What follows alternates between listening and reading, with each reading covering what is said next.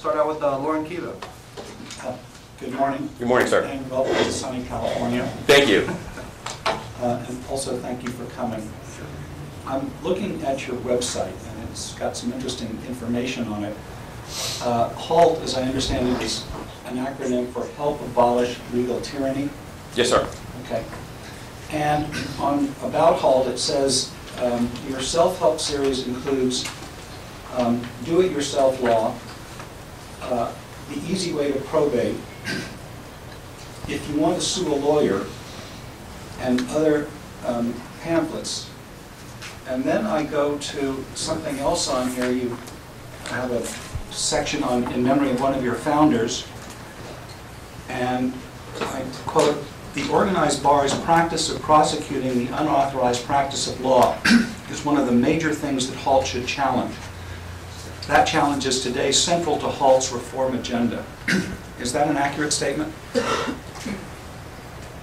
I think it's one of the things that our organization is working on.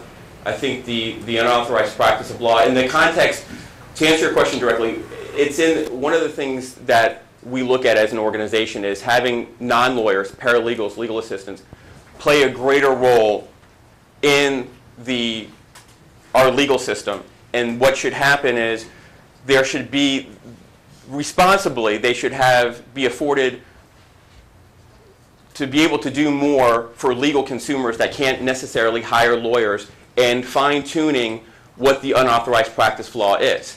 The unauthorized practice of law is what the bar says it is, and it can change from state to state. I'll give you an example, and I hope this helps to answer your question.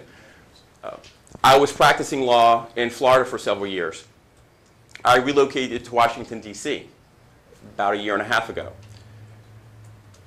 I had some family members that requested some help.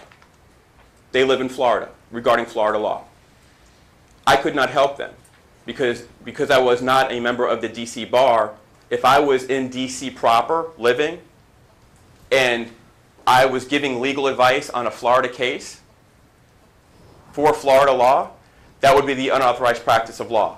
So I use that as an example because we believe as an organization that the unauthorized practice of law, that issue should be fine-tuned and the definition should be narrowed so that non-lawyers, paralegals, legal assistants, legal document assistants can play a more active role in helping the public, either in combination with being supervised under a lawyer or working responsibly, independently, depending on the situation.